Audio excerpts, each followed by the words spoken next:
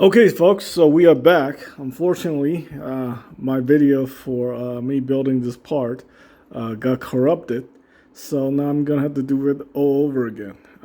Obviously, still doing the no manual challenge.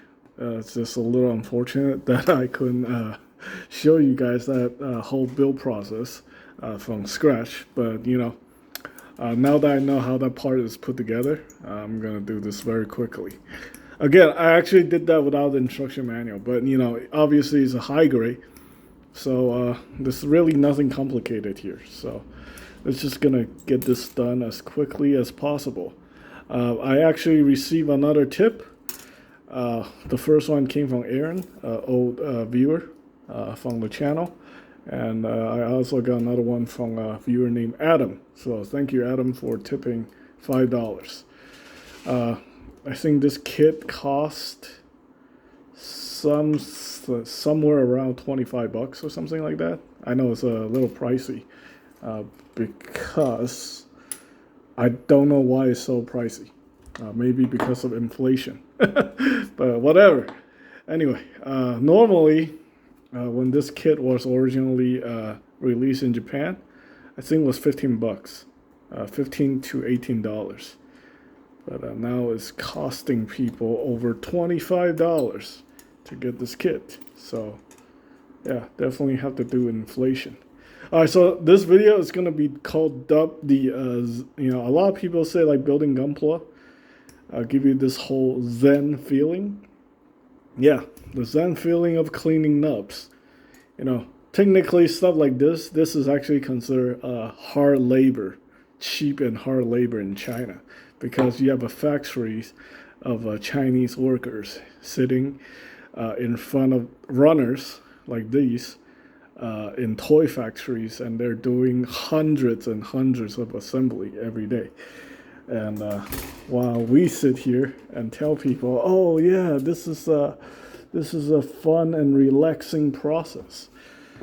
I guess depends on how many you put together. If you're putting together one kit, yeah, sure. If you're putting together like 40 kits a day, maybe that's a little different. But it is technically considered cheap and hard labor. So, yeah. All right. That's why a lot of guys in my local hobby shops, they refuse to do commissions because they feel like they're getting gypped. They're not getting paid. Uh, they might as well just go work at McDonald's instead of building Gunpla. Now, there's a difference when it comes to real model builders. I actually seen people paying thousands of dollars for nicely assembled model kit. Well, obviously it has to be very well painted, professionally done. But that's the difference. All right, so this is going to be very easy. I mean, we still have color separation parts, so that's not bad. It's just not completely accurate. I would say like, if they do like an extra piece that goes like right in there, it would have been perfect. But unfortunately, they don't do it with the high grade. But now it is a thing with the entry grade. They could do it with the modern entry grade. So technically, Gunpla technology has evolved because now they can do it with the entry grades. Hopefully, eventually that translate over to the high grade kits. Okay, so we have that, and then we have this piece that goes right there. I definitely recommend cementing these if you don't plan on, taking it apart to repaint. So that's definitely something you should consider doing with the plastic cement. And yeah, since this is like a darker color plastic, be very careful when you're, cutting, because you don't want to leave like the damage marks on here. It's only gonna be perfect if you perfectly polish, the parts. But anyway, okay. So again, I don't remember, if I ever say in the past that building Gunpla is like relaxing and stuff like that, because I don't actually find it very relaxing at all. I just feel like I'm doing cheap labor for the most part, especially when I'm building a high grade. I always feel like a cheap labor, unskilled, cheap labor. All right. When I'm building the real gray, I feel like I'm being sadistic. I'm trying to torture myself. Depends on the real gray kit. The most modern ones have been very enjoyable, like the new Gundam, the Sazabi. Those were actually not too bad to put together. But some of the older ones, yeah, were torture for the most part. Yeah, it's definitely not fun. The one that I have the least fun with was maybe the Destiny. I mean, it's a good-looking kit, but putting together some of the parts kind of made me feel really, really bothered me. But yeah, I have built a lot of kits that were just not enjoyable at all. So, yeah. And, if you guys are social media influencers, I have heard a lot of newbies who are new to the hobby are praising Gunpla and saying like, oh, this stuff is like so fun and so relaxing. I want to know your honest opinion. Are you saying it because, you're just trying to repeat what other people are saying? Or are you saying it because you genuinely, feel that way? Because I feel like a lot of times it's just a lot of people repeating what other people are saying. When I was new to the hobby, yeah, exactly word for word what other people are saying. Over the years, I figure out what I like and what I don't like about this hobby. And, I speak out about things that really, really irritates me. And I think that's less marketing and more honesty. And I think there should be more content or more people who do social media content. It's important to be honest to your viewers to a certain degree. So, yeah, we can't all be shilling stuff. Well, it depends on how much you're getting paid. I guess if you're getting paid a lot of money, yeah, by all means, keep shilling. But I think for the most of us, I think it's probably fair for us to be a little bit more honest about things. All right, so we have the beam saber. The beam saber shield goes in here. Yeah, this kit only comes with 2 hands, so it's not all that amazing. Okay, I did actually finish up a couple plates, so I tossed those. You can try to recycle them, but I'm telling you, polystyrene is basically unrecyclable. So good luck with that. Let's go ahead and do the shield, because this video seems to not be taking as long as my first one, which was over 20 minutes. So let's try to drag this one out. There's really not much left on the plate here. It's just a head. I could probably build this thing. Well, I almost screw up cutting the piece off, but I don't think it'll make any difference. I mean, I got plastic cement, so if anything goes horribly wrong, I can cement those parts. All right, let's get rid of as many runners as we can in this video. The head should be very straightforward. Obviously, we're gonna have to mess around with foils. Okay. We need a green part, which is super easy. Look at all this plastic. Look at how much polystyrene bond I wasted just for this little part. To make this little tiny part, this much plastic. Yep, I am calling you out, Bandai. This is something that needs to be changed. either integrate this to one of those runners, so using that many parts. I mean, look at this. This is plastic that is completely unrecyclable. This is gonna go to the landfill. It's gonna be there for 500 years, or this is gonna end up in the ocean. And good luck with that. So there we go. Okay. Alrighty. We have this piece. Then we have this.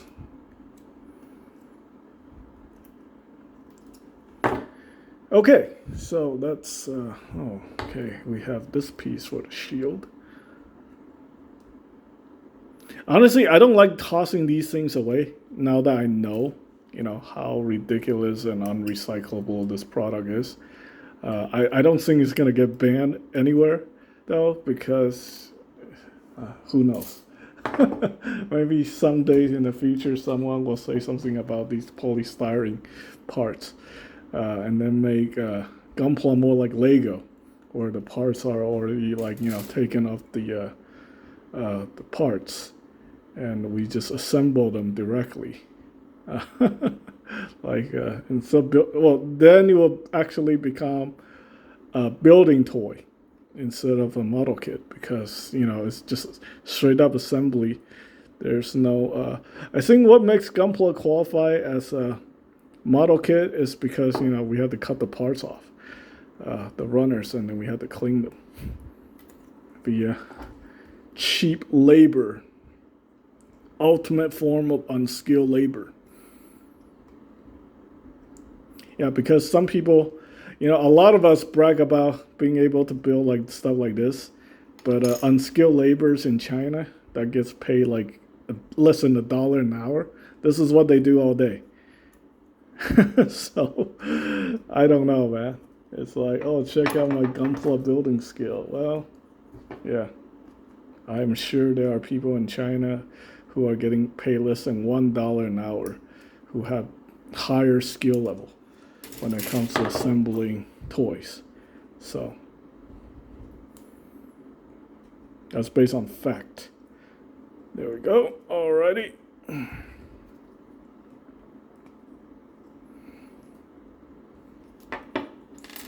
Okay, so this piece goes right here. And this thing is cool because you can see there's a little gimmick to this. And I don't think I actually even need to clean anything because the parts are behind it. So, yeah. Okay, and then we got this section. This is the thing that holds everything together. Yep.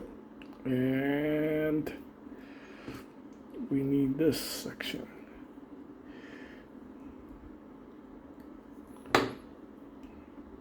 Boy, I'm getting hungry.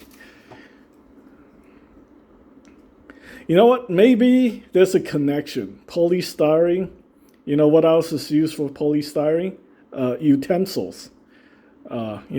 Plastic spoons, plastic forks. Whenever I touch Gunpla, I just get really hungry because I feel like the connection is that, it's made from the same stuff that, we use to eat food. So that's yeah. I feel like I'm touching a plastic spoon, and then when I'm touching the plastic spoon, it's time to eat. It's weird. But there might be a psychological connection to it. You never know. All right, so that is actually super easy. Unbelievably easy. But, yeah. The real grade is very complicated because the shield can ratchet up and down. So that's definitely interesting. But yeah, this is pretty cool. Again, I'm not making excuses for this kit. The color accuracy, not good. Not good at all. But the assembly, it's okay. If this thing doesn't require you cleaning parts, if the parts are just readily there for you to assemble. I would say this is a fun little building toy. You can probably put this thing together in like less than 30 minutes. And it should be pretty decently fun. Yeah. I wish you had more parts separation. That would have, bring it over the top. Consider if you're paying 18 bucks for this thing. But nowadays it's like over $25. And then we have to deal with color inaccuracies and, some outdated polyethylene joints. Yeah, the polycaps. So, you know what? Let's go ahead and give him his beam saber effect. Again, I'm just cutting it really close to it because it doesn't really matter.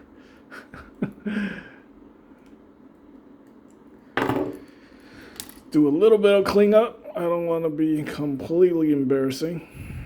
And again, my table is still covered in Fred's hair, so I gotta go, do something about his shedding and stuff like that. Okay, so there we go.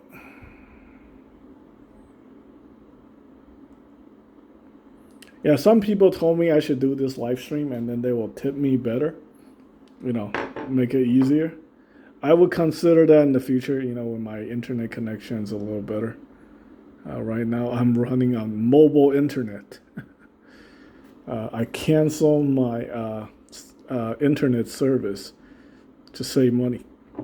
But, yeah.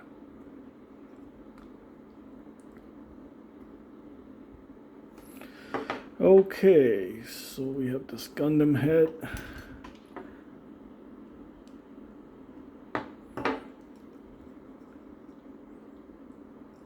The proportion on this thing is not Katoki, so you don't get a tiny, tiny head. This head is actually pretty decently sized, so that's not bad. But now we have to contend with these, okay, so here is what I have a problem with Bandai, okay? So you look at this. So they spend all that money to print this piece of green plastic, right? And then you cover it up using a piece of foil sticker. Just look at it. Let me show you. Hold on. Let me get this thing in there. Okay, so look at this. Look at this. So we have this green piece of plastic right here, and then we have more. Supposedly you put these thing. This is such a ridiculous ass design. I mean, what were they thinking? So you put these behind it. I don't think this design exists anymore. They stopped doing this. But yeah, okay. So this is something that I feel that is completely ridiculous. Okay, so you have these eyes now, the shiny ones, and then you have these goes in front of it, and then you cover it up with that. Well, I am not doing that because I feel like Bandai wasted all that plastic, so I'm gonna just have it like this. Yeah, look at it. I mean, they waste all that plastic to make that piece, and then it get covered up by a foil sticker.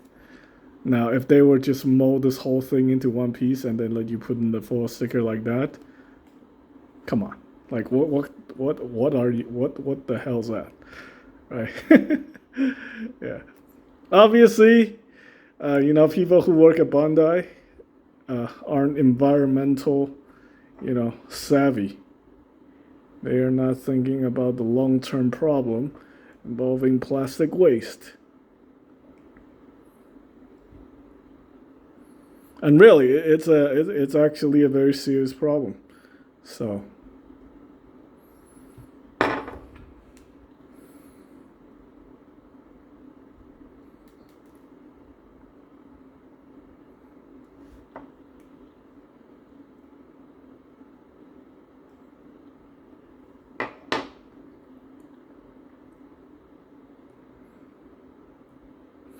Okay, so we have that. I cleaned up the V fins because, you know,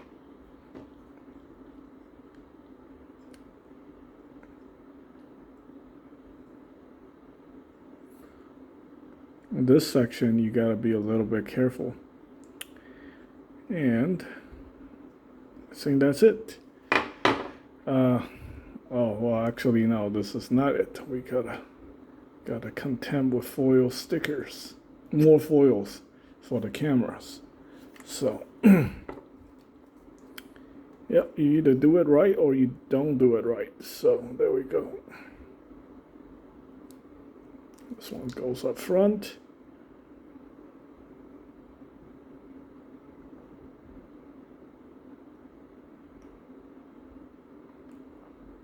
I wish I have a smaller knife for this, but it works. Look at that. I got it in there.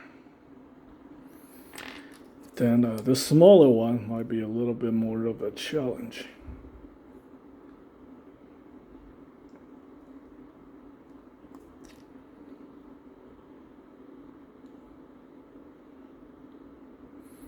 And the reason why I know that is because I build a lot of kits. If you're new to this, I don't know if you would know that's where all the camera piece goes. In fact, I don't know where number 6 goes. I don't know where number 7 and number 1. I think these are part of the body. Something to do with the body. Okay, so this runner is done. That's going somewhere. This runner is also done. That's going somewhere.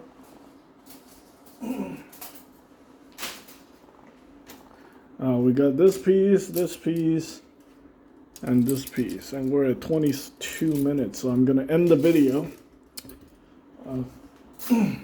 get rid of some stuff, and I'll come back and finish up the torso.